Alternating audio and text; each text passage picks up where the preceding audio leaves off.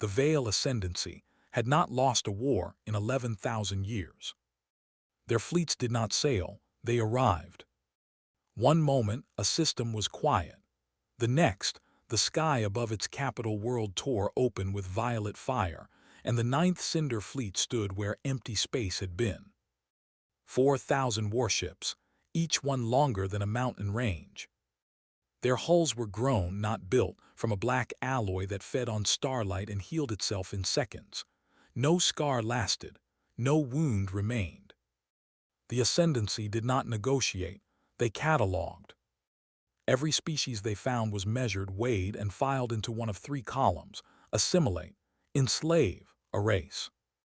In 11,000 years, no species had ever forced them to add a fourth column. Admiral Corvith Sale, War Master of the Ninth Cinder Fleet, had personally overseen the fall of 61 civilizations.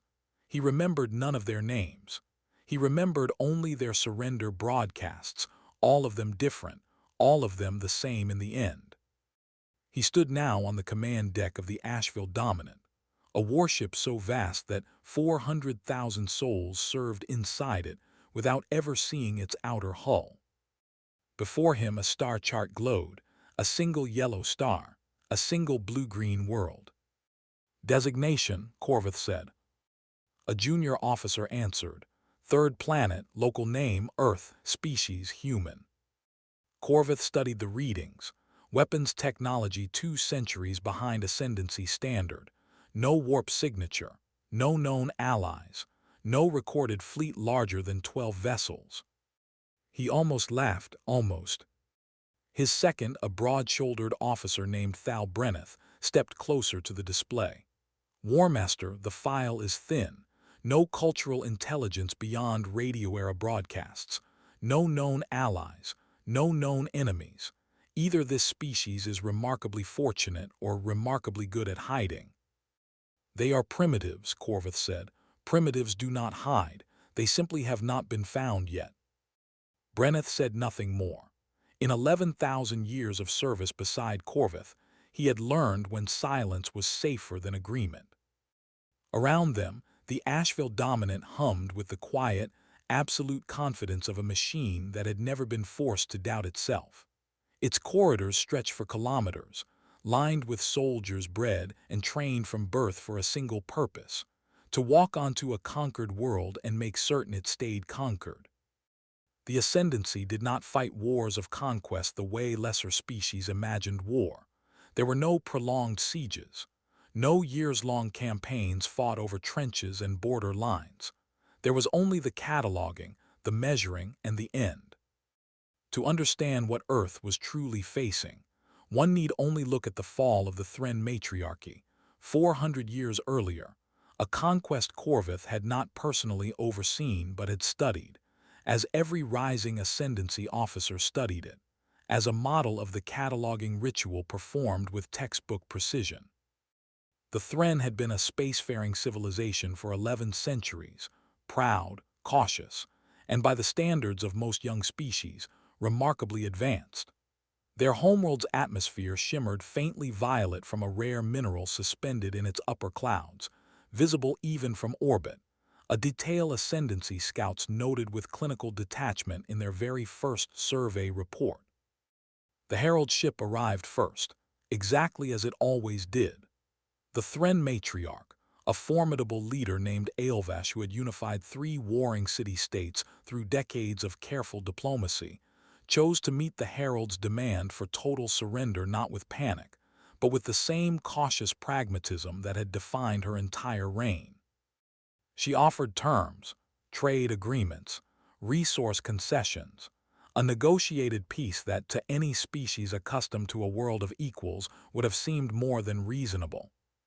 The Ascendancy did not negotiate. It never had. The Herald ship simply recorded her offer, transmitted it back as a formality required by protocol no one still living could explain the origin of, and departed. 4 days later, the invasion fleet arrived. 200 warships, a number the Thren's entire planetary defense network could not meaningfully oppose. Aelvesh's forces resisted for 6 hours before her military command structure collapsed entirely, not from lack of courage, but from the simple, crushing mathematics of a civilization with orbital defense platforms facing an empire with regenerating warships 11,000 years more advanced. Aelvash was not killed. She was catalogued, assessed as a useful administrator, and given a choice that was not truly a choice: cooperate and retain a ceremonial role governing her own people under ascendancy oversight, or resist further, and watch her homeworld's atmosphere stripped away as an example to the next unconquered species the ascendancy would eventually find. She chose cooperation. Her descendants, 3 centuries later, no longer remembered why the choice had been made, only that it had, and that resistance in the collective. Cultural memory of the Thren had come to mean something close to suicide. This was the model. This was the pattern, repeated with only minor variation across 211 civilizations, refined into something closer to ritual than warfare. Overwhelming force, delivered swiftly enough that resistance never had time to organize beyond its first, doomed instinct. Corvith had performed this ritual, in one form or another, 61 times. The first 30 had left an impression on him. He remembered, faintly, the terror in a Thren matriarch's eyes as her homeworld's atmosphere was stripped in 4 hours. He remembered the silence of the Corvian assembly, an entire species that had chosen mass extinction over the humiliation of assimilation. By his 40th conquest, the terror had stopped registering as anything more than data. By his 61st, he barely remembered performing it at all. This would be his 62nd. "Bring up the historical index," he ordered. "I want precedent. Show me every species that resisted longer than the standard collapse window." The display flickered, and a short list appeared. 4 species, out of 211 catalogued civilizations across 11,000 years, had resisted the initial invasion wave for longer than 72 hours. All 4 had ultimately fallen. 2 had been erased entirely, their world sterilized as an example.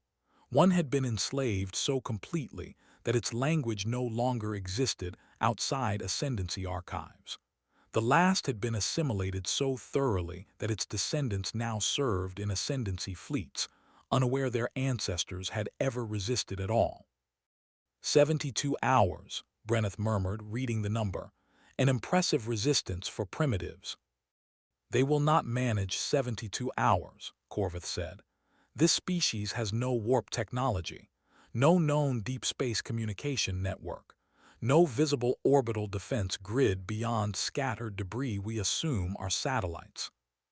He turned from the display, hands clasped behind his back, and looked out through the vast viewport at the slow crawl of stars. "Send the Herald ship," he said again, quieter this time, almost bored. "Let us finish the cataloging and move on to worlds that matter." Far behind him, unseen by any officer on the bridge, a junior sensor technician named Ayers Call stared a moment too long at a flicker in the long-range array. A signal, faint and strange, gone before she could isolate it. She almost reported it. Then she told herself it was interference, filed the reading, and said nothing. Ayers Call would remember that decision for the rest of her life. Weeks later, reviewing the battle's full sensor logs during the Council's formal inquiry, she would find the exact signal she had dismissed, now identified as a fragment of coordinated human deep scan telemetry, active and searching, long before the Herald ship had even been dispatched. She would never report her hesitation to anyone above her rank. It would not have changed the outcome. By the time she noticed the signal, humanity had already been watching the ascendancy for years, and one overlooked flicker on one sensor array would not have altered a 40-year plan already in motion. But she would carry the knowledge privately, a small, personal reminder that the empire she served had built its confidence on 11,000 years of never needing to look twice. It was the first mistake the ascendancy would make in this campaign. It would not be the last.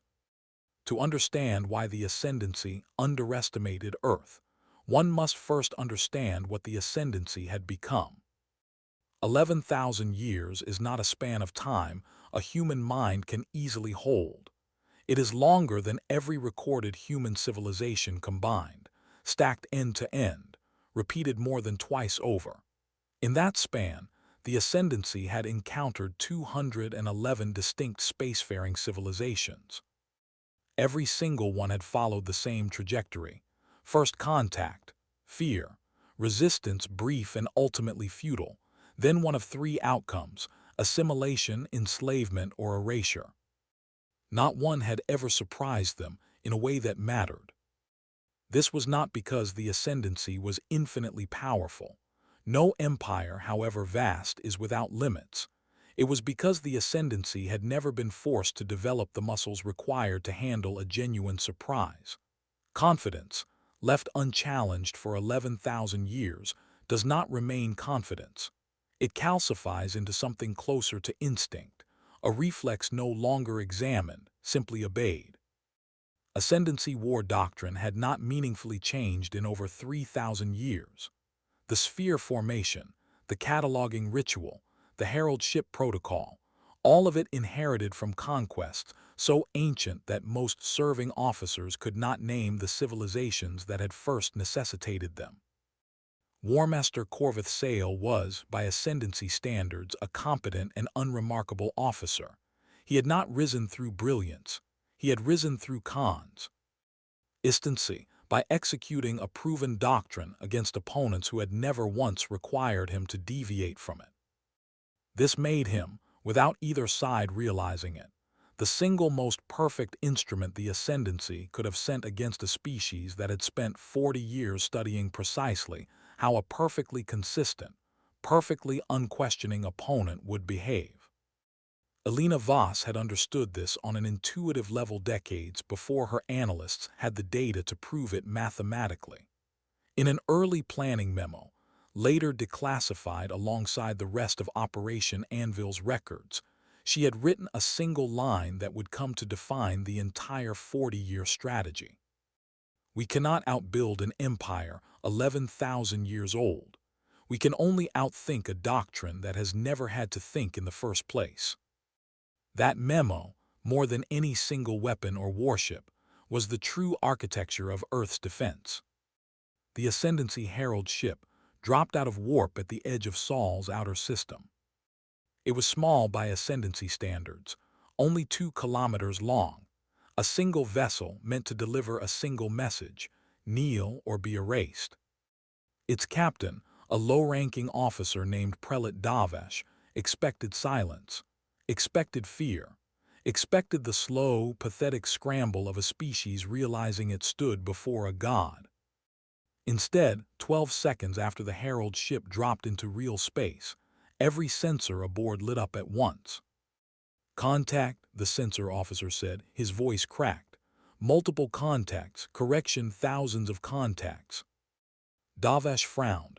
"Debris field, asteroid interference, recalibrate." "Sir, they're moving, they're tracking us."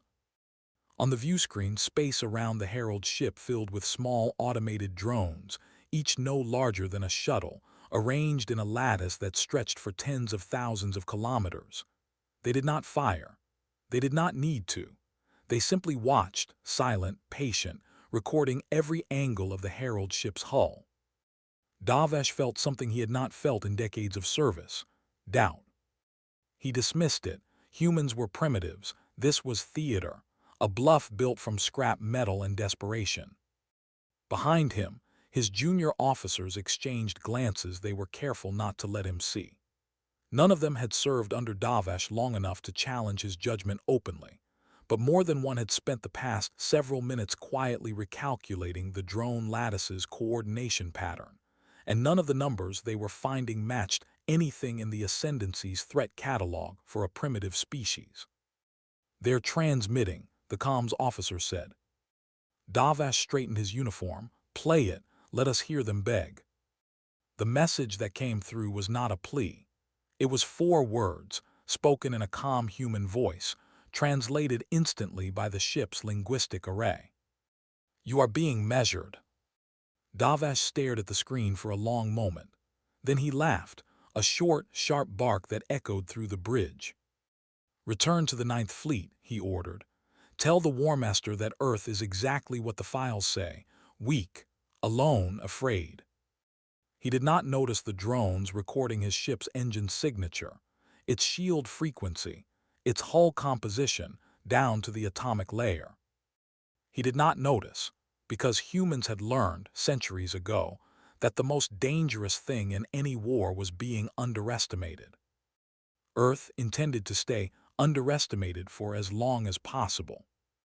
200 kilometers beneath the Atlantic, in a command bunker that had never appeared on any public map, Director Amara Chen watched the Herald ship's entire sensor sweep replay across a bank of monitors. She was 48 years old, sharp-eyed, and had inherited command of Sol Defense Command 9 years earlier from a man who had inherited it from someone else. A chain of quiet succession stretching back to the day Dr. Elena Voss first sounded the alarm. They took full-spectrum readings of our drone lattice, said her chief analyst, a wiry man named Petrov who had spent 11 years studying ascendancy signal patterns. Engine harmonics, shield frequency, hull composition estimates, everything short of a boarding action. Let them, Chen said. That's what the lattice was built for. Petrov frowned. Ma'am. Every drone in that field was broadcasting deliberately falsified engine signatures, Chen said. Shield frequencies 2 generations behind what we're actually running. Hull composition data pulled from decommissioned prototypes we retired 8 years ago. Petrov's eyes widened as understanding settled in. We fed them a lie. We fed them exactly the lie they wanted to believe, Chen said. A primitive species with primitive defenses. That's the file they're building. That's the file we've spent 40 years making sure they'd build. Across the room, a young tactical officer named Reyes, freshly assigned to Sol Defense Command after 8 years flying interceptors along the outer picket line, watched the Herald ship's retreat trajectory with a tight jaw. They're not Then slowing down, Reyes said. They don't think we're worth a second look. Good, Chen said. Let the fleet believe that all the way to the moment it matters most. She turned to the room, addressing not just the officers present, but implicitly the 4 decades of silent labor behind them.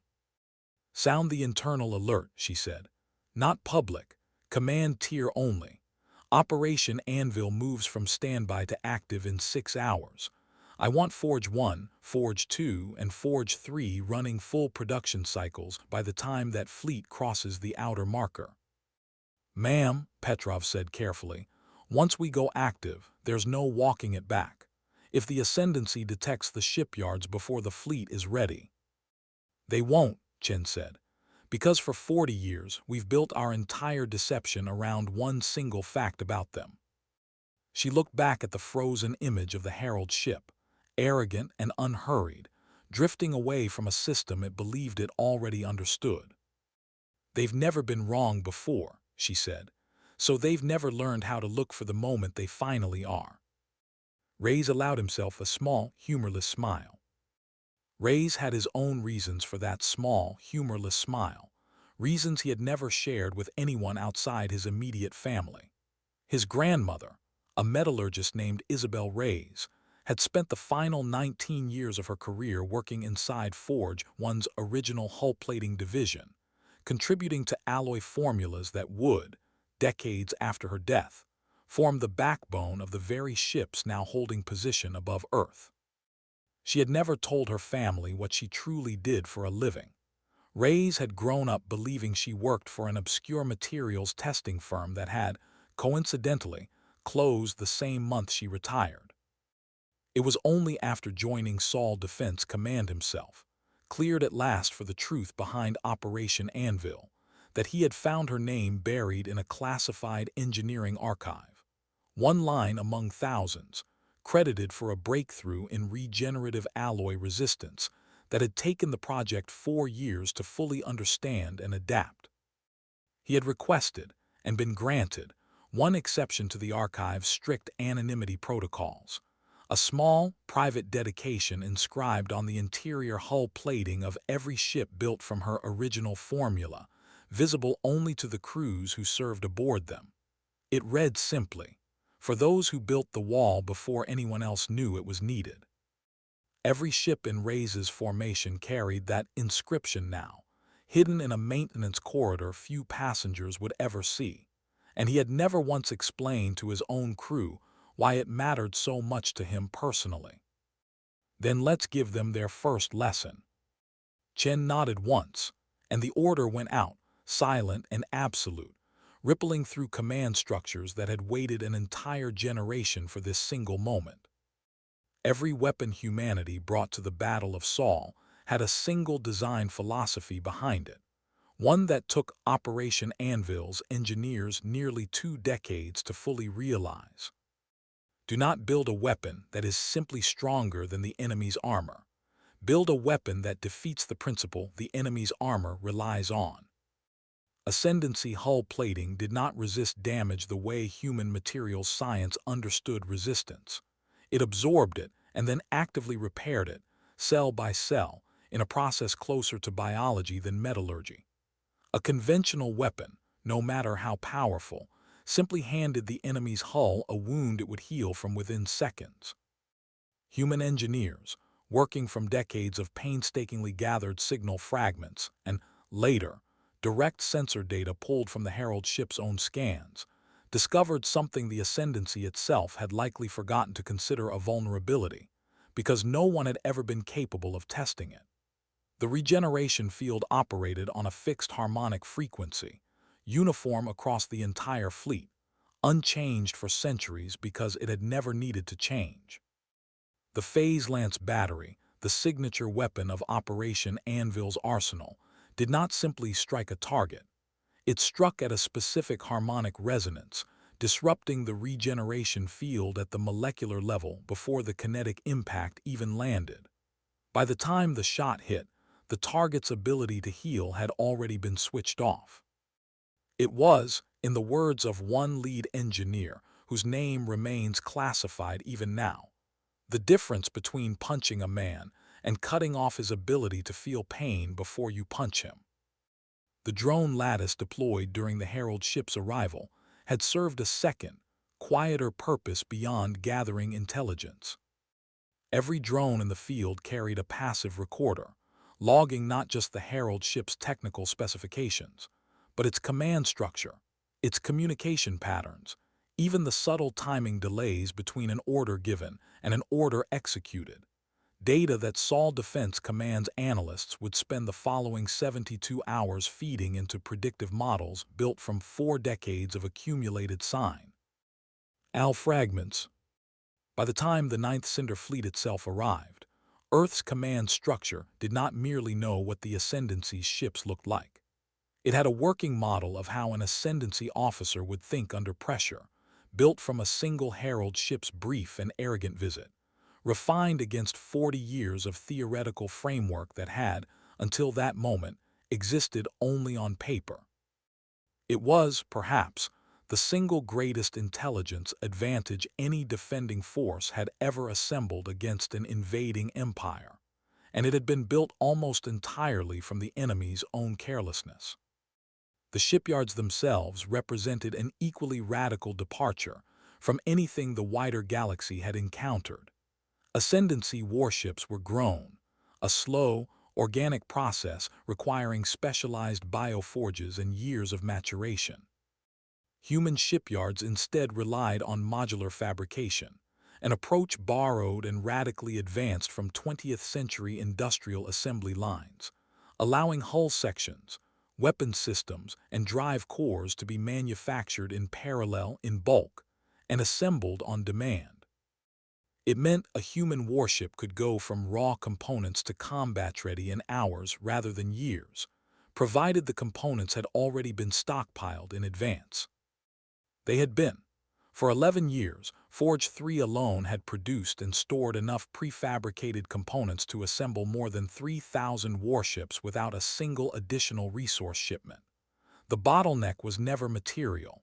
It was time, and time was the one resource operation Anvil had spent 4 decades accumulating in patient, invisible abundance. 3 days later, the Ninth Cinder Fleet arrived at the edge of Sol. 4,000 warships unfolded across the dark like a curtain being drawn over the stars. Their combined mass alone was enough to measurably bend local gravity. Sensors on Earth registered the arrival as a spike so massive that 3 independent observatories initially logged it as a sensor malfunction. It was not a malfunction. Admiral Corvith stood on the bridge of the Asheville Dominant, watching the human system unfold before him. 1 star, 8 planets, 1 inhabited world glowing faint blue against the dark. "Report," he said. "No visible orbital defenses beyond low-yield satellite platforms," the tactical officer replied. "No detected warp capability. No allied signatures within 12 light-years." Corvith nodded, satisfied. This matched the Herald's report. This matched 11,000 years of pattern. "Deploy the first wave," he ordered. 200 vessels. Establish orbital dominance over the 3rd planet. Begin the Assimilate protocol. 200 Ascendancy warships broke formation and surged toward Earth, engines burning violet against the black. They expected token resistance, a handful of missiles, perhaps a few outdated fighter craft, launched by desperate men who understood, on some animal level, that they were already dead. What they got was silence. Then the void itself seemed to shimmer, 70,000 kilometers from Earth, and the silence broke. Human ships did not warp in. They had been there the entire time, hidden behind cloaking fields 3 generations more advanced than anything in the Ascendancy's threat catalog. For 72 hours, 600 human warships had held position in absolute silence, engines idled to the barest fraction above dormant, life support cycling on reserve systems designed specifically to minimize thermal bloom. Crews had eaten cold rations rather than risk the heat signature of a working galley.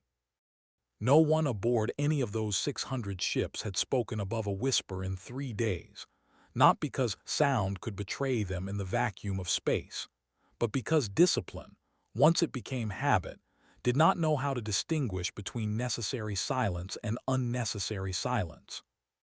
Then, in a single coordinated instant, triggered by a signal relayed from Director Chen's command bunker, the moment Ascendancy weapons began powering up for their first strike, 600 ships dropped their cloaking fields at once. 600 vessels decloaked in a single instant, arranged in a formation that had been rehearsed 10,000 times in simulation and had never once been seen by an outside observer. "Impossible," Corvith whispered. The Ascendancy's own sensor logs, reviewed months later by their War Council, would show something no one in the Ninth Fleet wanted to admit. The human fleet had not appeared. It had simply stopped hiding. Human ships opened fire. The weapons that struck the lead Ascendancy vessels were not the crude kinetic rounds the files predicted. They were phase-lance batteries, engineered to punch straight through self-healing alloy before it could react. 3 Ascendancy warships lost main power in the opening volley. One broke apart entirely, its hull splitting along a fracture line that should not have been possible to create with technology 2 centuries behind standard. On the bridge of the Asheville Dominant, alarms screamed. "Second wave, all vessels, converge fire on the lead human formation," Corvith barked. "Burn them out of the sky." But even as he gave the order, a new number scrolled across his tactical display, and his blood ran cold. Human ship count rising. Not from reinforcements, not from warp arrivals. From modular assembly in real time mid-battle. Somewhere behind the human line, unseen shipyards the size of small moons were doing something the Ascendancy had never encountered in 11,000 years of conquest. They were building warships faster than the enemy could destroy them. Aboard the human cruiser Meridian's Edge, Captain Reyes gripped the arms of his command chair as the first exchange of fire lit the void outside. "Formation hollow spear, hold position," he ordered. "Let them commit before we press."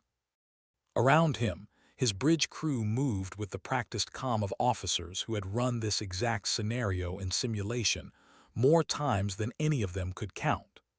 40 years of drills, war games, and silent rehearsal had built toward 9 minutes of real combat, and none of them intended to waste the preparation now. On the main display, the Ascendancy's lead ships bore down in a tight, arrogant wedge, expecting the human formation to buckle the way every formation had buckled before. "Enemy vanguard entering optimal phase lance range," the weapons officer called out. "Fire," Reyes said. The Meridian's Edge and 11 sister ships loosed a coordinated volley, each shot tuned to the harmonic signature painstakingly reverse-engineered from decades of intercepted Ascendancy transmissions. The first strike tore into an Ascendancy cruiser's shield lattice and kept going, punching through hull plating that had never been designed to stop a weapon built specifically to defeat it. The cruiser did not explode. It simply came apart, seams splitting along invisible stress lines, venting atmosphere and debris in a long, silent bloom. "Direct hit," the weapons officer said, disbelief creeping into her voice despite years of training. "Confirmed kill." On the bridge of the Asheville Dominant, Corvith watched the same event unfold from the other side, and felt the first true crack in 11,000 years of certainty. "Pull back the vanguard," he ordered. "Reassess formation spacing. I want full sensor telemetry on that impact." "Warmaster," Brenneth said, voice tight, "telemetry shows the impact frequency matches our shield harmonics almost exactly. They didn't guess our defenses. They know them." Corvith's jaw tightened. "That is not possible. We have never engaged this species in open combat." "No," Brenneth agreed, "but someone has been listening to us for a very long time." The Ascendancy did not retreat from the opening exchange. 11,000 years of doctrine did not permit it. Corvith, still convinced the losses were an anomaly rather than a pattern, ordered a second wave forward. 300 additional warships surging past their crippled vanguard, determined to overwhelm the human line through sheer, uncompromising mass. "They're increasing pressure," Os reported aboard the Meridian's Edge. "Formation hollow spear is holding, but shield integrity on the forward line is dropping fast. Ship 412 just lost primary power." Reyes watched the numbers scroll past, the cost of the plan becoming real in a way no simulation had ever managed to capture. Behind every hull marker on his display was a crew, people he had trained beside, people whose families were watching this battle unfold on delayed broadcast feeds from bunkers and shelters across the planet. "Hold the line," Reyes said, forcing steadiness into his voice that he did not entirely feel. 10 more minutes, that's all we need." It did not feel like 10 minutes. It felt, to every crew member holding position along the human line, like the longest stretch of their lives. Each second stitched together from the low hum of overworked engines, the sharp bark of damage reports, and the terrible knowledge that 4,000 enemy warships still remained in the system, most of them not yet committed to the fight. Interceptor wings launched from the human line in tight formations. Small, fast craft designed not to challenge the Ascendancy's capital ships directly, but to strip away point defense coverage and expose weak points along their hulls for the larger phase lance batteries to exploit. Lieutenant Mara Solis led one such wing, call sign Talon 3, weaving her fighter through a storm of point defense fire that turned the space around the Ascendancy vanguard into a lattice of violet light. "Talon 3, converge on the lead cruiser's dorsal array," she ordered, banking hard as a defense turret tracked her exhaust trail a half-second too late. "Strip their point defense before the second volley." Her wingman, a younger pilot flying under the call sign Talon 5, peeled off toward the target, weapons flaring in show. RT precise bursts. Their point defense response time is slower than the Sims predicted, Talon 5 reported, disbelief evident even through the static of calm traffic. They're not used to being dodged. They're not used to being hunted, Solis corrected, threading her fighter between two beams of defensive fire and putting a full volley into an exposed turret cluster.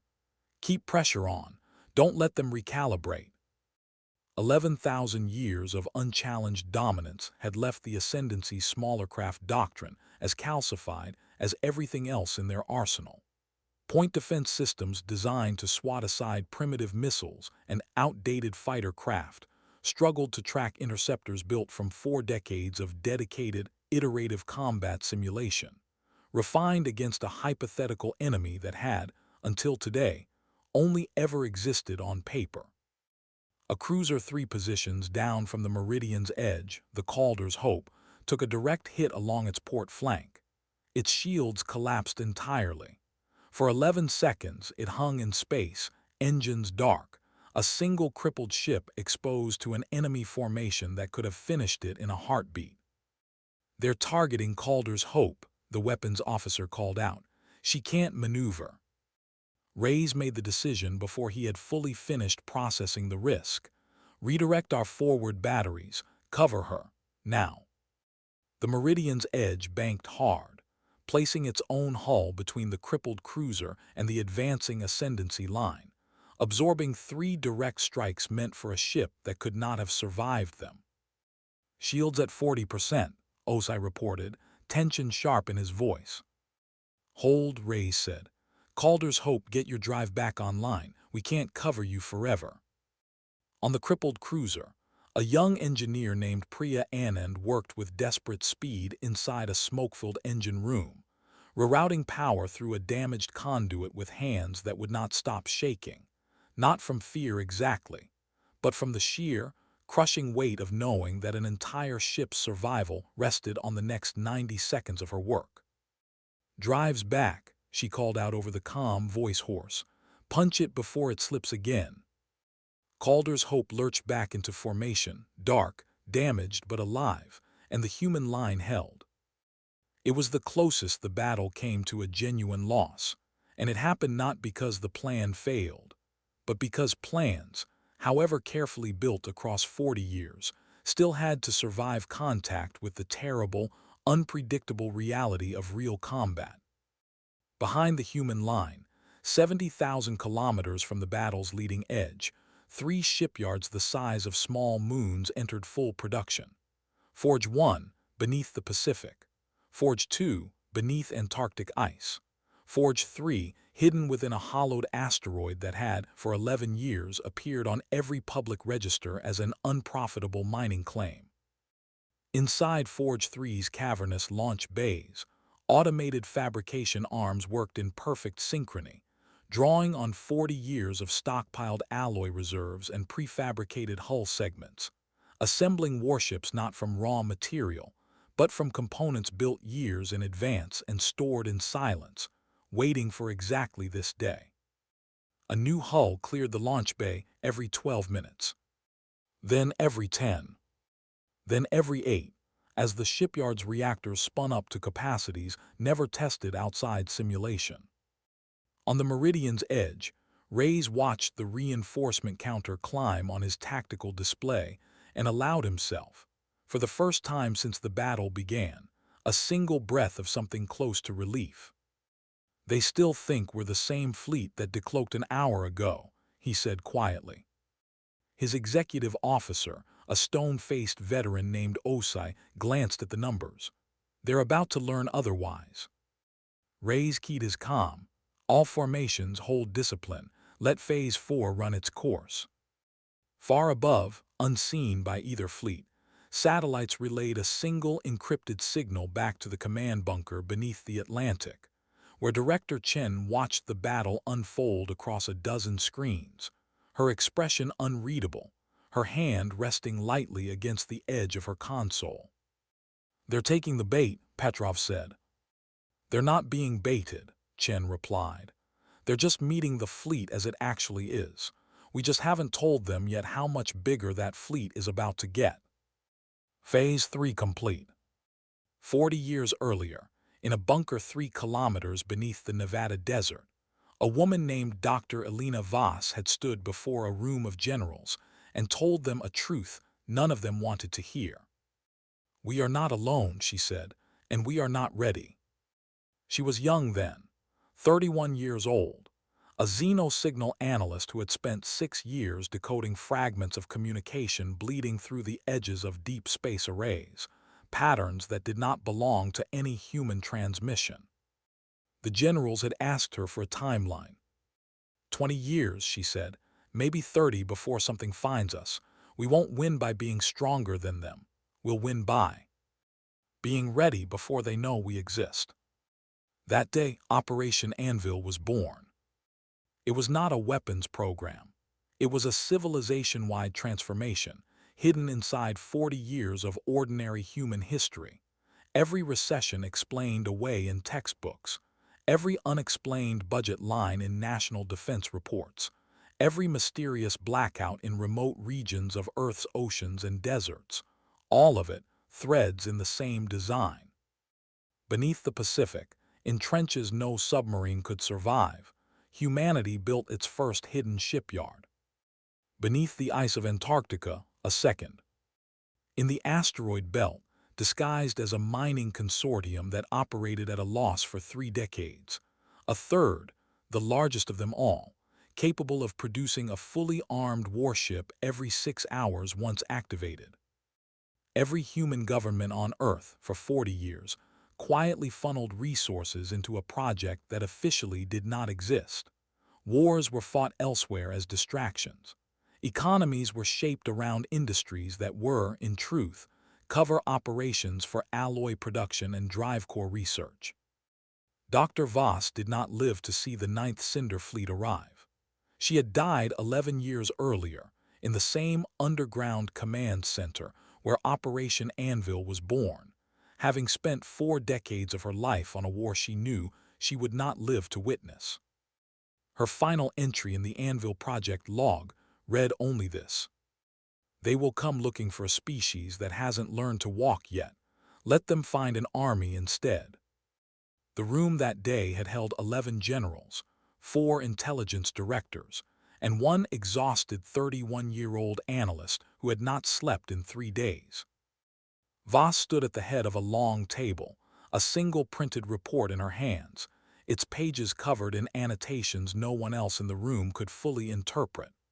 Behind her, a projection displayed a waveform, jagged and strange, pulled from the edge of deep space where no human transmission had any business originating. "This signal repeats every 11 hours, she said. "It has repeated in slightly varying forms for 6 years. It is not natural. It is not ours. And based on the drift pattern, it originates from a source currently outside our detection range, moving in a direction consistent with a deliberate survey pattern." A general near the back, a broad man with more decorations than patience, interrupted. "Doctor, with respect, we've chased 100 anomalies through this program. Sunspots, solar interference, Soviet listening arrays nobody bothered to tell us about." "This isn't interference," Voss said, her voice steady despite the exhaustion visibly weighing on her. "Interference doesn't have grammar." The room went quiet. "I can't translate it," she admitted. "Not yet, maybe not ever, but the structure is undeniable. Repetition, variation, correction patterns consistent with language, not noise. Something out there is talking, and based on 6 years of drift analysis, it's getting closer to noticing us." "What are you proposing?" the intelligence director asked. Voss set the report down on the table, and for a moment, the exhaustion in her posture gave way to something harder, more resolved. "I'm proposing we stop assuming we have time," she said. "I'm proposing a program that does not exist on paper, funded through channels that cannot be traced, staffed by people who understand they may spend their entire careers on something the public will never know happened. I'm proposing we build a fleet capable of defending this planet, not from the threats we can currently imagine, but from threats we won't be able to imagine until it's too late to prepare for them. That could take decades, the broad general said. Then we'd better start today, Voss replied, because whoever is out there has already had 6 years of head start, and I have no way of knowing how many more they've had that we simply haven't detected yet. The room deliberated for 11 hours. No formal record of that deliberation survives. Operation Anvil's founding charter, when it was finally signed before dawn the next morning, listed no names beyond a single classification code and a single signature. E. Voss, director. The first decade of operation, Anvil, had nearly ended the project before it began. In the 5th year, a journalist in Geneva had stumbled onto unexplained shipments of rare alloy being routed through shell companies with no clear purpose. Voss herself had flown to Geneva under a false identity to personally ensure the story died quietly, buried under a fabricated corporate scandal, invented specifically to redirect attention. It worked, but it taught the project's founders a lesson that shaped the next 35 years. Secrecy was not a wall. It was a living thing, and it had to be fed constantly, or it would be found. In the 12th year, a joint session of world governments nearly voted to defund the program entirely, convinced by economic advisors that the unexplained spending was either fraud or a Cold War-era boondoggle that had outlived its purpose. Voss, by then a senior director, delivered a closed-door briefing so severe that 3 heads of state reportedly left the room in silence and did not speak of it again for years. No transcript of that briefing exists. Only a single line, recovered decades later from a redacted internal memo. After the briefing, funding was restored within 48 hours, unanimously, without further discussion. By the 20th year, the project had grown beyond a single facility into a triad. Forge 1, built into a deep Pacific trench under the cover of an international scientific survey program that ran for 11 years without producing a single public paper. Forge 2, buried beneath Antarctic ice inside a facility publicly listed as a climate research station, its true purpose known to fewer than 200 people on the entire planet. Forge 3, the most ambitious of the 3, hollowed from a captured asteroid and disguised for over a decade as a failing mining operation that investors were quietly warned never to inquire about too closely. Each facility operated in near-total isolation from the others. No engineer assigned to Forge 1 ever set foot in Forge 2. No supply chain crossed between them without being broken apart and reassembled through a dozen false fronts. The people who ran Operation Anvil understood, from its earliest days, that the greatest threat to the project was not the Ascendancy. It was human nature, rumor, ambition, the simple, unavoidable fact that secrets shared by more than a handful of people eventually stop being secrets. The 23rd year brought the closest the project ever came to outright collapse. A contractor working logistics for Forge 2's Antarctic supply chain, a man named Aldrich Voss, no relation to Alina, a coincidence that would cause considerable internal panic before investigators confirmed it, began asking questions his clearance did not permit. He had noticed inconsistencies in shipping manifests that did not match any climate research program he could find on record, and being methodical by nature, he began keeping a private log. Internal security flagged him within 9 days, not because of the log itself, which he had kept carefully hidden, but because of a single, small mistake. A phone call to a cousin who worked in structural engineering, asking, in vague and cautious terms, whether reactor housings of a certain scale had any application outside naval or aerospace use. The call was intercepted as a matter of routine protocol. Within 6 hours, a 2-person team from Saul Defense Command's Internal Counterintelligence Division was on a transport bound for the contractor's remote field station. What followed was not the dramatic elimination such programs relied on in fiction. Aldrich Voss was not silenced. he was recruited, presented under an oath of secrecy enforced by law, resource, and, ultimately, conviction, with a carefully curated portion of the truth. He was given a choice rare in the project's history: walk away with his memory of the encounter erased through means Operation Anvil possessed and rarely used, or join the very program he had stumbled into, under permanent, absolute silence. He chose to join. He would go on to spend the next 17 years as one of Forge 2's most trusted logistics directors, eventually briefed on nearly the full scope of the project he had once nearly exposed by accident. It was the only known incident, across 4 decades, in which an outside discovery of Operation Anvil was resolved without either erasure of memory or termination of the threat. Project leadership would cite it for years afterward, in closed internal reviews, as proof of a principle Voss herself had insisted upon from the program's earliest days. "We are not fighting to become the thing we're defending ourselves against," she had written, in a memo circulated only to the project's most senior directors. "If protecting humanity requires us to stop trusting humanity, we have already lost the war we claim to be fighting." By the 30th year, the technology gap between Operation Anvil's laboratories and publicly known human science had become almost impossible to hide. Phase-lance weaponry, harmonic shield disruption, modular warship fabrication, all of it decades ahead of anything in open scientific literature.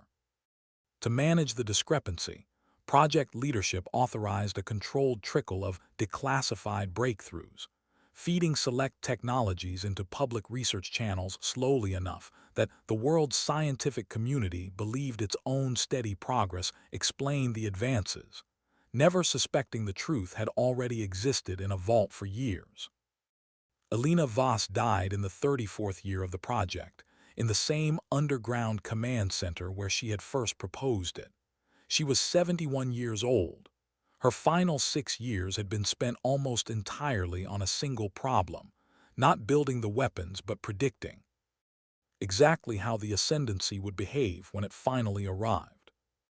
She had access to something no other analyst on Earth possessed: decades of painstakingly assembled fragments, intercepted from the edges of deep space communication arrays, revealing patterns in an alien language no living human could fully translate, but which her teams had learned to recognize by rhythm and structure alone.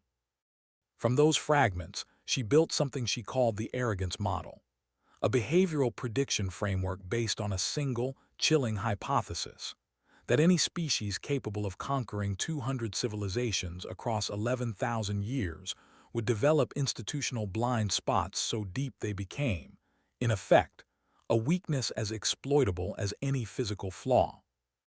Her model predicted, with unsettling precision, the exact sequence that would unfold decades later: a herald ship, sent to catalog and provoke fear; a first wave, deliberately restrained, meant to demonstrate dominance without full commitment; a formation doctrine, the sphere, used in the overwhelming majority of ascendancy engagements because it had never failed to work before.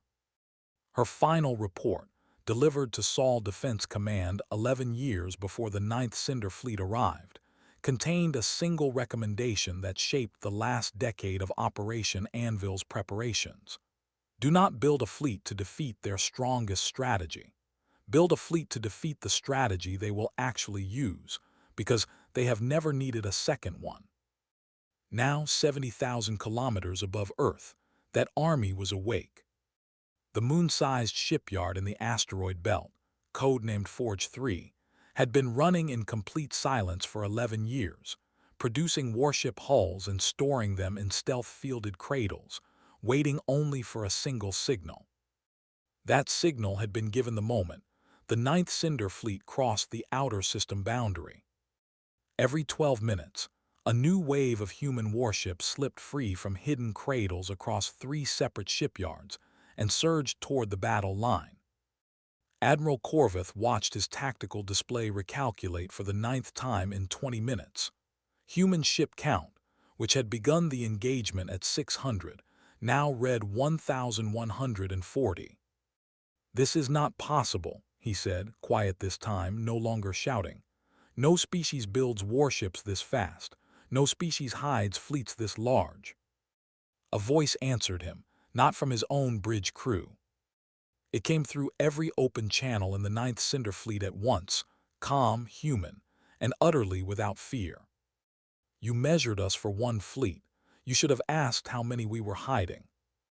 Corvith turned to his tactical officer. "Full retreat is not an option. Compress the formation. We outnumber them 4-1. Hold the line." He believed it, because 11,000 years of victory had taught him that numbers won wars. He had not yet learned what humanity had spent 40 years learning instead. That numbers only mattered until the moment they stopped being the deciding factor. Inside Forge 3, the largest of the 3 shipyards, Chief Engineer Vael Ascendancy stood in the central control gallery, watching the fabrication lines run at a tempo he had trained his entire adult life to reach, and had never once been permitted to see in full operation until this day. "Reactor output at 91%, his deputy reported. "Hull Line 4 is ahead of schedule. We can push another 6% if Command authorizes thermal risk." Ascend had a story of his own, one he had never shared with anyone outside Forge 3's senior staff. His father, a shipbuilder from Lagos who had joined the very first wave of engineers recruited into the shipyard's construction 19 years earlier, had missed his own father's funeral because the mission's secrecy protocols made unscheduled travel to the surface impossible without risking exposure of the entire facility. Malik had been 12 years old at the time, old enough to remember his father's absence, too young to understand the reason behind it. It was not until he joined the project himself, 7 years later, following in his father's footsteps into a career that officially did not exist, that he finally understood the full weight of the sacrifice his family had quietly carried for nearly 2 decades. "Authorize it," he said now, thinking in the same breath of his father's absence from a funeral half a world away and of the countless other, smaller sacrifices that had made this exact moment possible. "Every hour we save out here is an hour someone doesn't die out there." Across the solar system, in the Antarctic depths of Forge 2, a similar scene unfolded, hull segments locking together with mechanical precision, honed over 4 decades of simulated drills that had never, until today, been run for anything but practice. And beneath the Pacific, Forge 1's ancient reactor core, the very first ever built for Operation Anvil, ran at a capacity its original designers had only theorized on paper, 40 years before any of the current crew had been born. 3 shipyards, 1 signal, 40 years of silence converging in a single, coordinated response that the Ascendancy's own historical index, built from 11,000 years of conquest, had no precedent to explain. For the first 6 hours of the Battle of Saul, the Ascendancy believed they were fighting a defensive line. They were wrong. They were fighting a trap that had been built for 40 years, and they had walked into its exact center the moment the Ninth Cinder Fleet crossed the outer system boundary. Admiral Corvith ordered his forces to compress into a defensive sphere, a formation that had broken 100 rebellions across 100 worlds. It worked by concentrating firepower inward, turning any attacker's advance into a killing field. Human forces did not advance into it. They surrounded it. From the far side of the sun, hidden behind a solar flare curtain generated by 3 orbital arrays built solely for this purpose, a second human fleet decloaked. 800 warships, fresh from Forge 3's production lines, none of them older than 6 hours. From beneath the ice of Europa, disguised as ordinary ice mining platforms for 11 years, a third human fleet launched. 400 vessels, each one a heavy cruiser class the Ascendancy had never catalogued, because it had never been allowed to exist outside a classified hangar. Commanding that fleet was Rear Admiral Yusuf al-Rashid, a career officer who had spent the last 11 years of his life stationed beneath Europa's ice with a crew that had trained for a single engagement they were told, year after year, might never come during their lifetimes. "Formation Iron Tide, full burn on my mark," al-Rashid ordered from the bridge of his flagship, the Second Dawn. "We hit their flank once hard, and we do not give them time to recalculate." His crew, veterans of a decade, spent rehearsing this exact maneuver against simulated ascendancy formations, built from every scrap of intelligence operation Anvil had gathered, responded with the practiced silence of people who had stopped needing to be told twice. "Mark," al-Rashid said. 400 warships surged out from behind Europa's curve, their approach vector calculated years earlier by analysts who had never expected to see their calculations tested in real combat, and who had nonetheless refined them, year after year, against the day it finally mattered. The Ascendancy sphere formation, already buckling under the weight of 2 converging assaults, had no doctrine prepared for a third. Ships that rotated to cover al-Rashid's flank exposed themselves to Reyes' formation on the opposite side. Ships that held position to protect against Reyes were caught fully unshielded when the Second Dawn's lead squadron closed to point-blank range. "They're not adapting," al-Rashid's tactical officer reported, something between disbelief and grim satisfaction in her voice. "They're just holding, like they don't have a formation that accounts for this." "They don't," al-Rashid said. "That's the entire point of 11 years under the ice." Corvus sphere formation, built to face a single line of attack, now faced 3. "Redistribute shields," he ordered. "Rotate the formation, cover the—" "Sir, we cannot rotate fast enough. They're already inside optimal engagement range on 2 fronts." On the tactical display, the elegant violet sphere of the 9th Cinder Fleet began to buckle. Aboard the recovering Calder's Hope, Priya Anand watched from the ship's damaged engineering bay as the tactical feed showed the fleet finally shifting from defense to offense. Her hands, still raw from 90 minutes of emergency repairs, gripped the edge of her console as the ship's remaining weapons batteries came back online. "Feels different," she said to no one in particular. "Fighting to survive and fighting to win. Didn't think there'd be this much difference. There is." Around her, the rest of the engineering crew, exhausted but steady, turned their attention from damage control to weapons feed, feeding every scrap of remaining power into a strike that, hours earlier, would have been unthinkable for a ship that had nearly been destroyed outright. Human phase lance batteries, tuned specifically to the harmonic frequency of ascendancy hull regeneration fields, tore through ships that had never needed real armor before, because nothing had ever hit them hard enough or fast enough to outpace their healing. A voice broke across the Ascendancy's command channel, not requesting surrender, not offering mercy, just information delivered with total calm. "Phase 5, initiated. Full offensive posture is now active across all human forces. You are no longer fighting for territory. You are fighting to survive contact." Corvus stared at the screen as, one by one, the outer ships of his formation went dark. 300 Ascendancy warships, gone in under 9 minutes. Aboard the Meridian's edge, Captain Reyes watched the formation break, with the grim satisfaction of a man watching a plan 4 decades in the making finally bear fruit. "Hollow spear formations 2 and 3 converge on their flank," he ordered. "Osai, redirect our phase lance batteries to the harmonic sequence we logged during the opening exchange. They haven't had time to shift their shield frequencies." "They can't shift them," Osai said, watching the enemy formation buckle further with each passing second. "Not fast enough. Their entire hull architecture assumes regeneration will outpace any damage. It's never had to adapt to being outpaced itself." Reyes allowed himself a rare, tight smile. "Then let's make sure it never gets the chance to learn."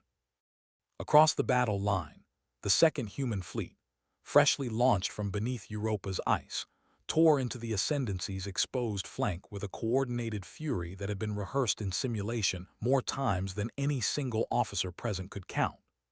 Ship captains who had spent their entire careers training for a battle, they were told might never come executed maneuvers with a precision that made the exchange look less like combat and more like a demolition scheduled well in advance.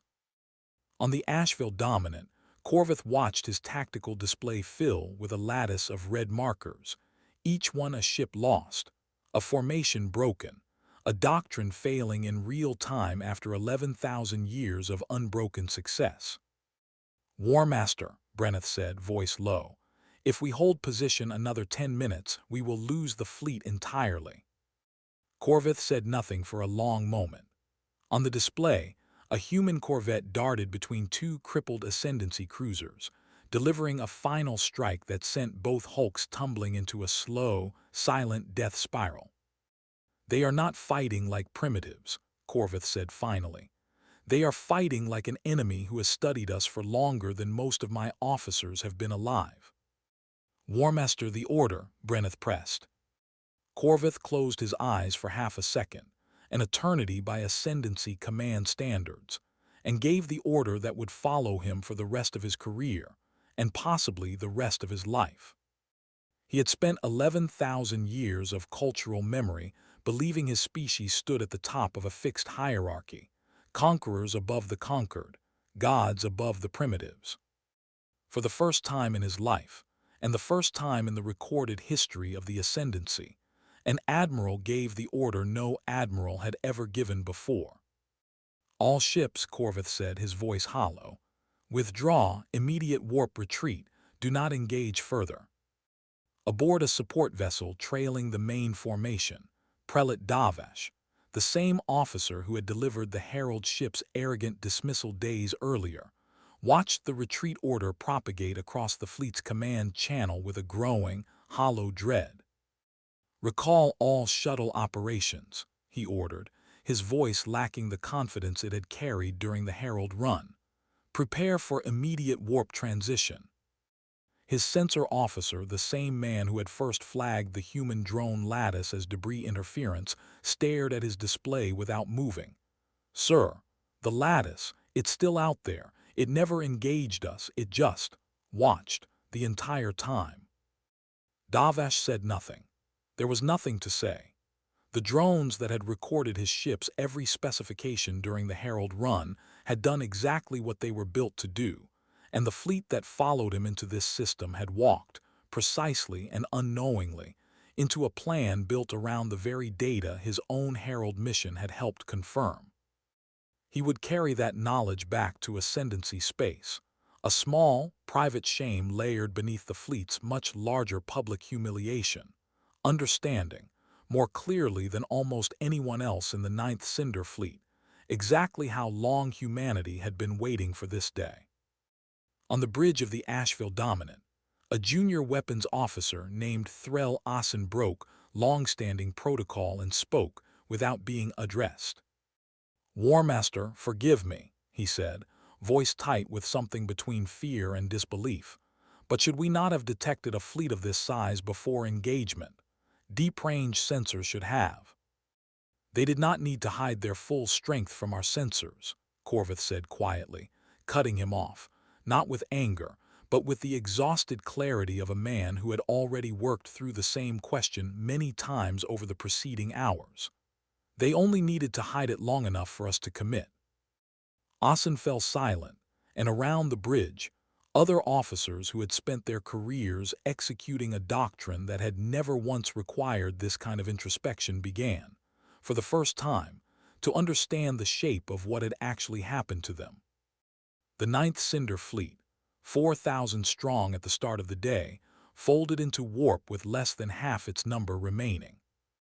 The retreat itself was not orderly. Ships that had SB. In 11,000 years, never once needing to execute a coordinated withdrawal under fire, found the maneuver almost unfamiliar. Their navigation crews working from doctrine manuals that address the concept only in the most theoretical terms. written by officers centuries dead, who had never imagined the doctrine would be needed. 3 additional Ascendancy vessels were lost in the confusion of the withdrawal itself, their warp calculations miscalculated under the pressure of sustained human fire, drives failing catastrophically rather than completing the jump to safety. It was a small number, in the context of a battle that had already claimed over 2,000 ships, but it was, in its own way, the most damning statistic of the entire engagement.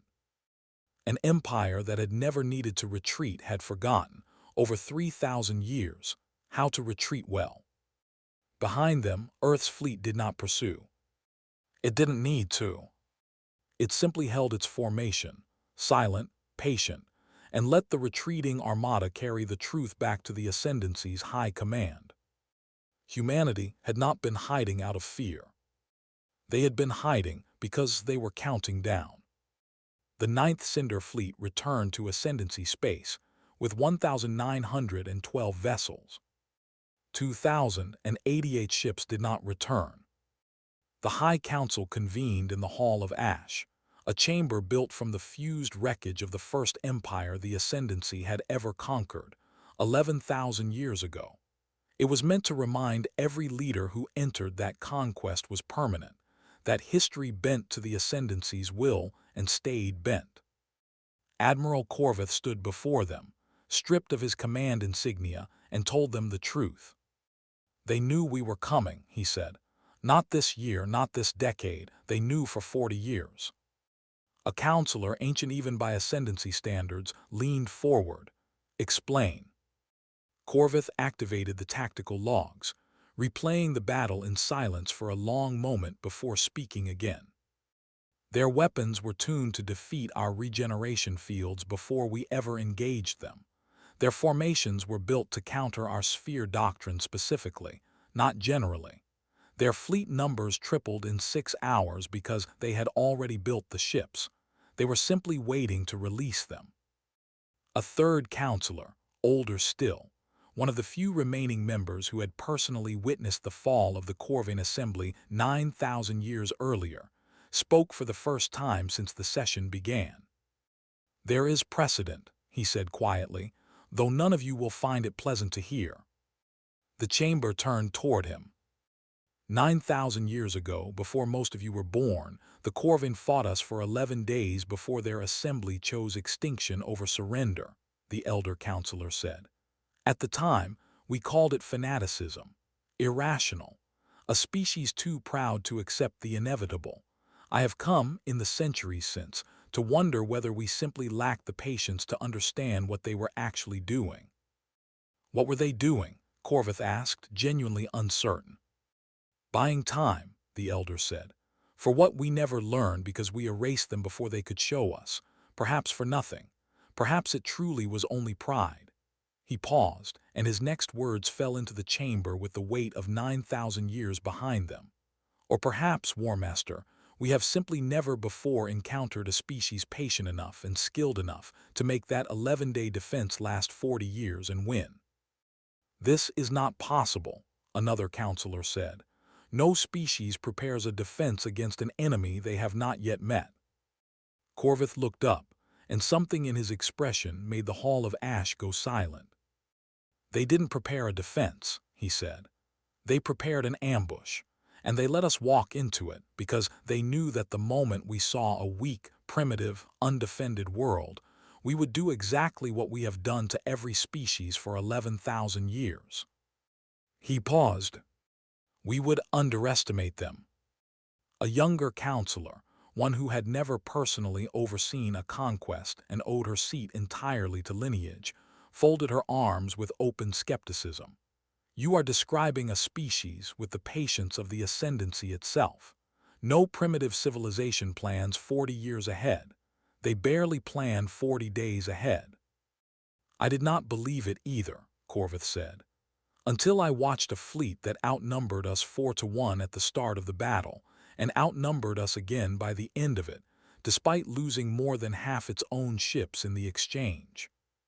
He gestured, and the tactical logs updated to show the final ship count comparison, a number that had already been circulated in whispers throughout every Ascendancy command post in the sector. Ascendancy losses, 2,088 vessels. Human losses, 41 vessels. The Hall of Ash fell silent.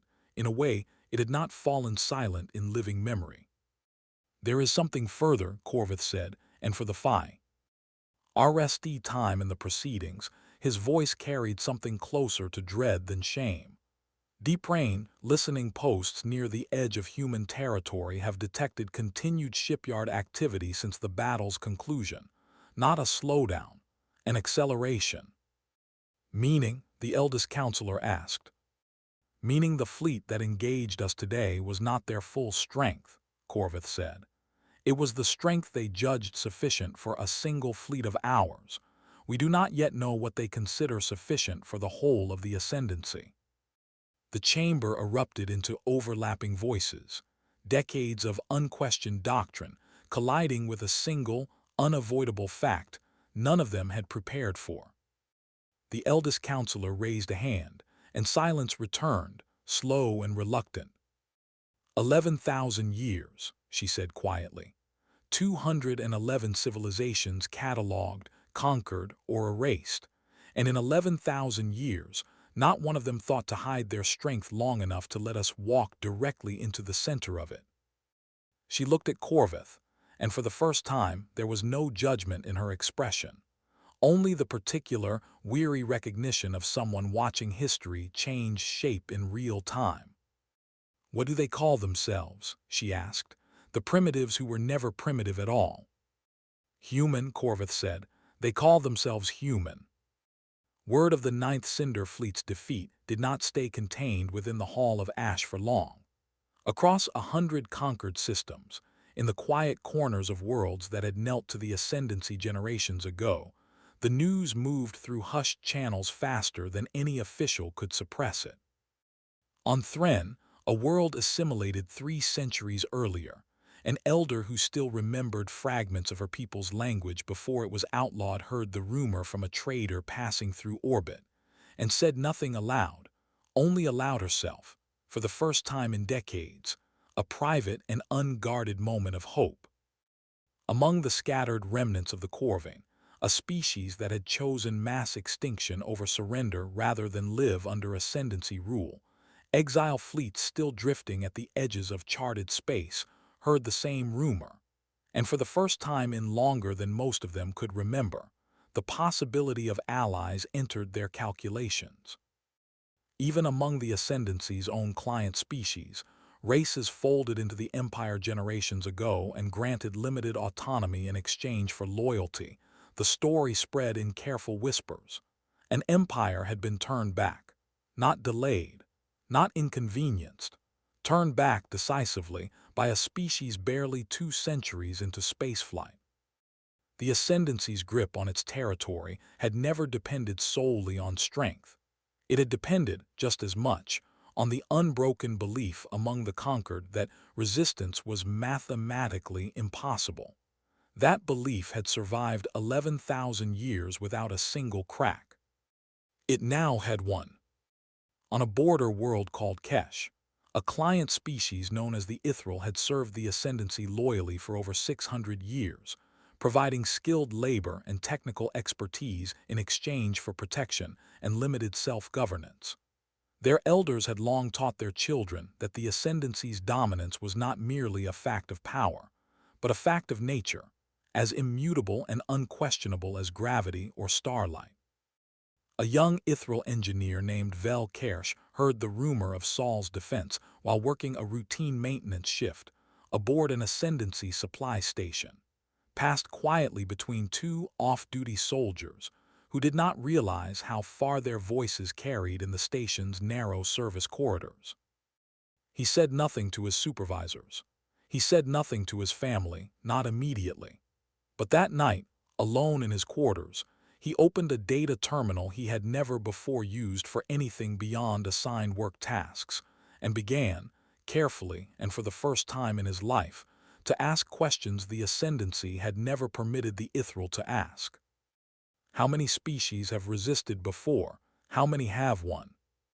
The answers, filtered and incomplete as they were through 6 centuries of controlled information, still told him enough. 211 civilizations catalogued.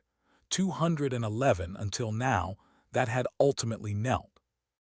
He closed the terminal without saving his search history, aware of the risk even in a system so old and so trusted, and sat for a long while in the dim light of his quarters, turning over a single, quietly revolutionary thought that had never before had room to exist in his mind.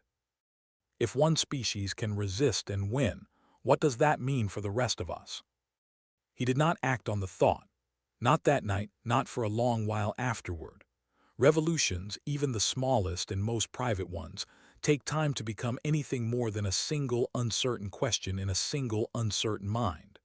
But the question once asked did not leave him, and across 100 worlds like Kesh, in 100 small and private moments no ascendancy sensor could ever hope. To catalog, similar questions were beginning, for the first time in 600 years to be asked. Deep space sensor logs, recovered weeks later from a listening post near the edge of human territory, revealed something that turned the Council's disbelief into something closer to fear. Earth's herald response, the one delivered days before the 9th Cinder Fleet had even arrived, had not been a bluff. "You are being measured." It had been literal. Human intelligence agencies had spent 40 years studying every fragment of ascendancy transmission they could intercept, building profiles not just of ascendancy technology, but of ascendancy psychology.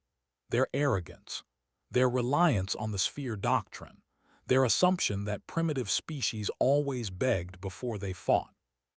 Humanity had not built a fleet to match the ascendancy. They had built a fleet to defeat the exact version of the ascendancy that would come looking for an easy conquest. And the ascendancy, true to 11,000 years of unbroken pattern, had sent exactly that version. They didn't fight a war, Corvith said quietly, to a council that no longer had any counterargument left. They finished one. It just took us 40 years to find out we were already in it. On Earth, in the same underground command center where Operation Anvil had been born 4 decades earlier, the current director of Sol Defense Command stood before a wall of monitors showing the retreating Ascendancy fleet vanish into warp. Her name was Director Amara Chen. She had been a child the day Dr. Elena Voss first warned a room of generals that humanity was not alone. She reached out and placed her hand against a small brass plaque bolted beside the main terminal, worn smooth by 4 decades of hands doing the same thing before her. It held Voss's final words, the ones that had guided Operation Anvil since before Chen was born. "They will come looking for a species that hasn't learned to walk yet. Let them find an army instead." Chen turned to the room, filled now with a new generation of officers who had trained their entire lives for a single day of battle that had just ended in under 9 hours. For a long moment before she asked anything else, Chen simply stood in silence, watching the final confirmation scroll across the main display, Ascendancy fleet withdrawn. Engagement concluded. She thought briefly and without meaning to, of Voss, of a woman she had met only twice in her life, both times as a child too young to understand what the tired, quietly intense stranger in her father's office was actually building. She thought of the plaque, of 4 decades of names that would never appear in any public record, of engineers who had died of old age inside facilities that officially did not exist, having given the whole of their working lives to a single afternoon they would never live to see. "Casualties?" she asked, her voice steadier than she felt. 41 ships lost, under 3,000 personnel, an officer replied. Ascendancy losses exceed 2,000 vessels. Chen nodded slowly. 40 years of sacrifice, hidden budgets, silent shipyards, entire lives spent building something the world was never allowed to see, all of it condensed into a single number on a screen. It was not victory in the way old stories described it. There was no parade, no celebration, just a quiet, exhausted stillness among people who understood that this was not an ending. It was a beginning. In the days that followed, the truth of Operation Anvil began, carefully and deliberately, to reach the wider public. Not all at once, and not without controversy. 40 years of secrecy did not dissolve overnight simply because the reason for it had finally been proven correct. Families of engineers who had spent careers inside facilities that officially did not exist finally learned, where their relatives had truly been stationed all those years. Governments that had quietly bled national budgets into a program few of their own citizens had ever heard of now faced hard questions about the cost of survival, and whether that cost had been worth paying without consent. Director Chen answered those questions herself, in a broadcast carried to every corner of the planet, standing not in a podium draped with flags, but in the same underground command room where Voss had first raised the alarm 4 decades earlier. "We did not build this in secret because we did not trust you," she said. "We built it in secret because the moment the truth became public, it would have become a rumor, and rumors reach the wrong ears eventually. This could not risk reaching the wrong ears even once." She did not offer an apology. She offered instead the same brass plaque that had sat beside the command terminal for 11 years, now displayed for the world to see. Voss's final words visible to a species that finally understood exactly what those words had cost. "Rays still in orbit aboard the battered but intact me." Ridion's Edge watched the broadcast from the bridge, surrounded by a crew that had spent the last 72 hours patching hull breaches and recovering the wounded. 40 years, Osai said quietly, watching the broadcast beside him. "My grandfather worked construction on Forge 1's original reactor housing, never told anyone, not even my grandmother according to my mother." "Would you have believed him if he had?" Reyes asked. Osai considered the question for a long moment. "No," he admitted, "I don't think I would have." Reyes nodded, understanding settling over him with the particular weight reserved for truths too large to process all at once. "That's probably exactly why it worked." In the days immediately following the battle, before the wider public broadcast, a small and quiet ceremony took place in the underground command center beneath the Atlantic, attended only by a handful of senior Operation Anvil staff who had served the program long enough to remember its earliest, most uncertain years. Director Chen unveiled a second plaque, mounted beside Voss's original words, listing not names, most of which remained classified even in this restricted setting, but a single number, 40. 40 years from the night Voss first stood before a room of skeptical generals to the morning, the Ninth Cinder Fleet folded into retreat above a world it had expected to catalog within 72 hours. 40 years is not a victory, Chen told the small gathering, her voice carrying the particular weight of someone who had spent her entire adult life inside this program and had never, until this week, been permitted to speak of it aloud to anyone outside its walls. It's a debt, one this generation didn't create but inherited, and one we are only now beginning to understand how to repay. No one in the room applauded. It did not feel like the kind of moment applause belonged to. Instead, they stood in a silence that felt, for the first time in the program's long history, less like secrecy and more like reverence, a shared and unspoken acknowledgement of everything the moment had cost to reach. Across the planet, in the hours after Director Chen's broadcast, humanity absorbed the truth of Operation Anvil in the particular, uneven way that great truths always settle over a species too large and too varied to react as one.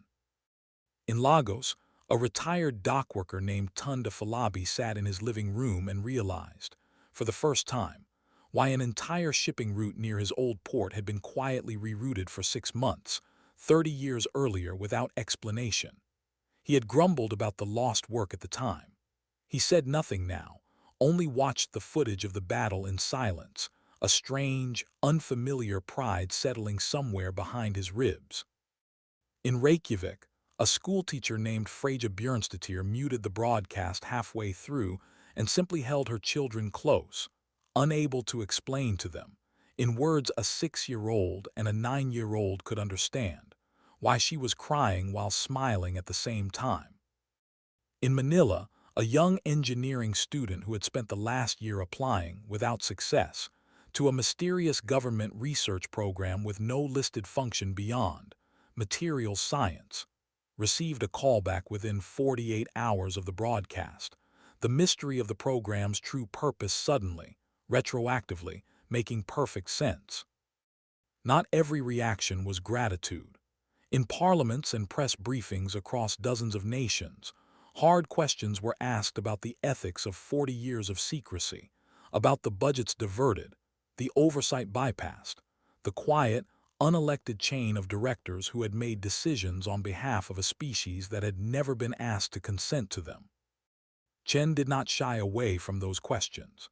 In the weeks of hearings that followed, she answered every one, sometimes with more patience than she felt, understanding that a species capable of building Operation Anvil in silence for 40 years was also, necessarily, a species capable of demanding accountability once the silence was no longer necessary.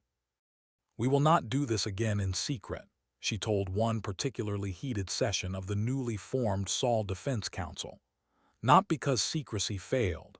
It didn't.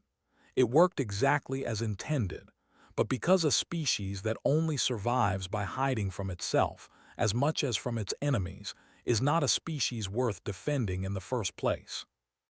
It was not a perfect resolution. Trust, once withheld for 40 years, does not rebuild in a matter of weeks, but it was, for the first time in the program's history, an honest one. Lieutenant Mara Solis, still recovering from the physical toll of 9 consecutive hours in a fighter cockpit, watched Chen's broadcast from a hospital bed aboard an orbital medical station, her wingmate Talon 5 asleep in the next bed over, both of them wrapped in the particular, hollowed-out exhaustion that follows survival rather than rest. 40 years, Solis murmured to Noel.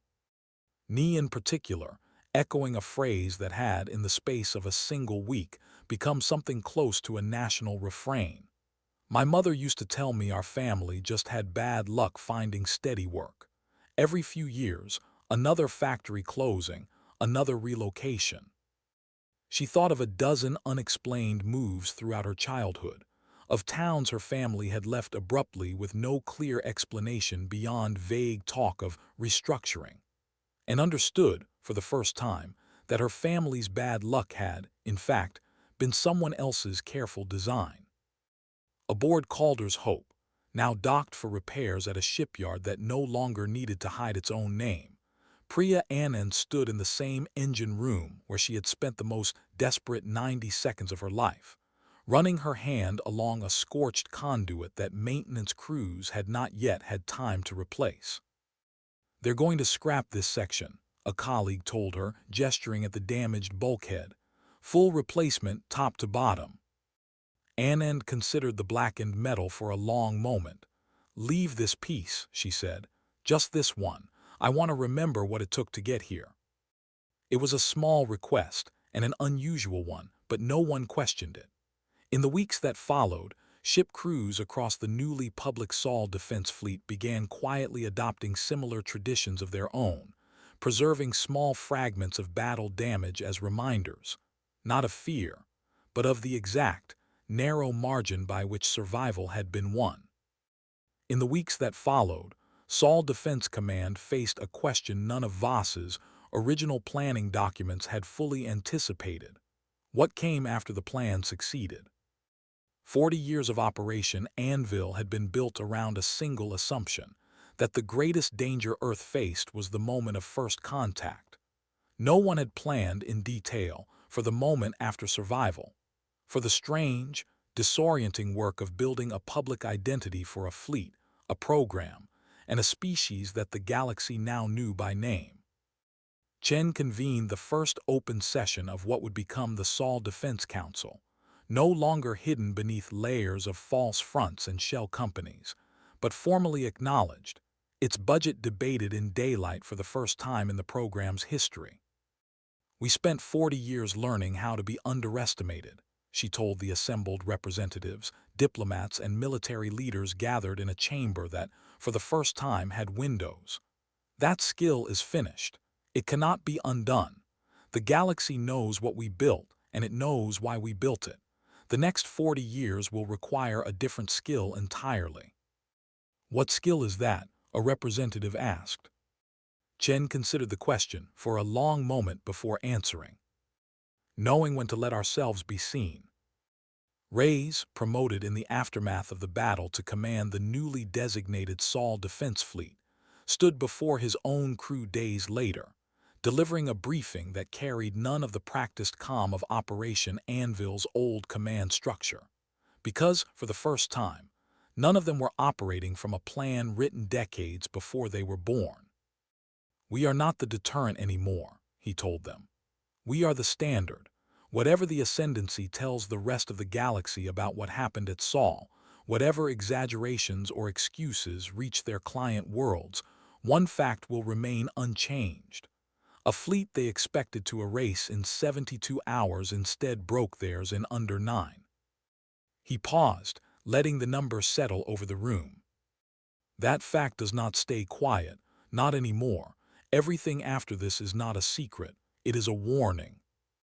Far from Earth, deep within Ascendancy space, the High Council authorized the immediate construction of a new fleet, designated the 11th Cinder Fleet, tasked with returning to Sol not with 200 ships as a first probe, nor 4,000 as a confident conquest force, but with numbers the Council's own historical index had never before assembled for a single campaign. Corvith was not given command of it. His failure, however instructive, could not be trusted with a second chance by a council desperate to erase the memory of its first true defeat in 11,000 years.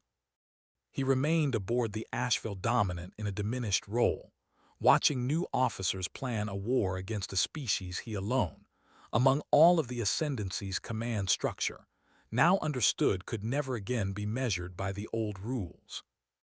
"They will come back larger," he told Brenneth, one of the few who still sought his counsel. "And Earth will not be surprised by that fact. They have known it since before I was given this command." "Then what do we do?" Brenneth asked. Corvith did not answer immediately. When he finally spoke, it was not with the certainty of a man who had spent his career executing an unbroken doctrine, but with the quiet, unfamiliar weight of a man who understood, perhaps for the first time, what it meant to face an opponent who had already accounted for his every move before he made it. "We repair," he said, "and we hope this time that we are not the ones being measured." The High Council's deliberations over the 11th Cinder Fleet stretched across 11 separate sessions, longer than any single strategic decision in the Ascendancy's recorded history.